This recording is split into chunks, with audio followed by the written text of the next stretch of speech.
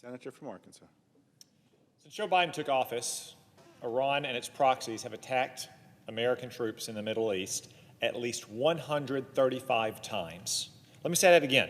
135 attacks on American troops since January 2021. What's worse is that 52 of those attacks have happened in the last month, since Hamas conducted its murderous rampage in its ongoing war against Israel. These rocket and drone attacks against American bases in Iraq and Syria have caused at least 56 service member injuries, 25 traumatic brain injuries, and 2 Americans have died because of these attacks. Just like they have been for years, these attacks are financed by Iran, Israel's greatest enemy.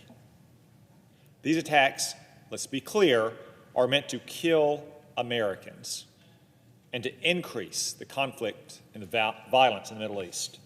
So what's President Biden done in response to these attacks? Has he punished Iran and its proxies for killing Americans? Has he made it clear that the United States will not tolerate these attacks in the future? No, not even close. Consider, the Biden administration has also failed to enforce oil sanctions on Iran, giving them over $90 billion. And now President Biden is reportedly once again considering the release of the remaining $10 billion Iran is owed as part of his hostage exchange. What kind of message does it send to the people attacking our troops to give them another $10 billion more to fund their activities against the United States and Israel? In fact, since the terrible atrocity of October 7th, Joe Biden has not changed his Iran policy in a single way. Of the 135 attacks on Americans, the Biden administration has hit back fewer than 10 times. Think about that. 135 times they hit us, fewer than 10 times do we hit them back. When the attacks against Americans increased in October, President Biden didn't even authorize a response for 9 days. It took at least 13 attacks on Americans for President Biden to finally react. And what did he do?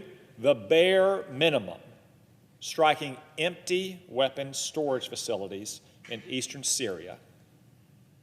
After these strikes, Secretary Blinken said, "My warning to the Ayatollah was that if they continued to move against those troops, we will respond," and he should be prepared. Well, it's not surprising that shooting a bunch of empty warehouses doesn't scare Iran.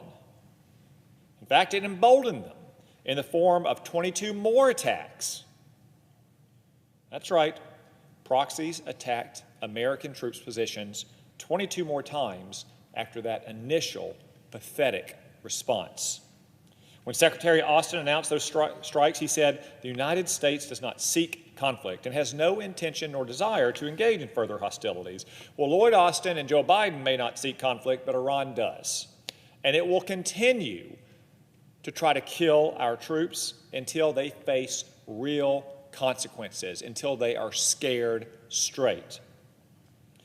On Sunday, we finally did hit back again, but again, we didn't even try to hold the real bad guys accountable.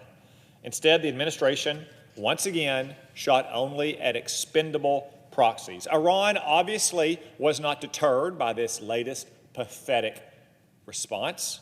How do we know that? Once again, these proxies have committed 4 more attacks against Americans since Sunday. Iran has had a proxy strategy for decades. It uses groups like Hamas and Hezbollah and militias in Iraq and Syria to deny responsibility for its campaign of terror against Israel and the United States. When we kill their proxies, all we do is validate their proxy strategy. Iran will fight to the last Arab, but Iran will not fight if we hold the things at risk that they hold most dear.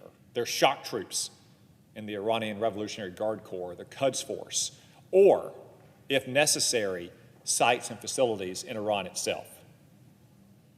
The United States needs Iran to know that we will not tolerate these attacks. We need to make sure Iran knows that we will not tolerate these attacks, and that any attacks by Iran's proxies will be treated as an attack by Iran on the United States and be met with devastating consequences.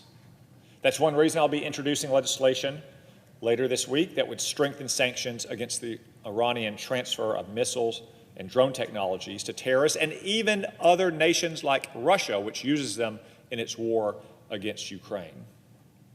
We'll also stop Iran from developing the kind of long-range missiles that can threaten the United States homeland. Because again, if we let Iran continue to shoot at American troops in the Middle East without shooting back at the Iranians who are directing those attacks, what will they do if they get their hands on missiles that can target America? What will they do if they get their hands on a nuclear weapon?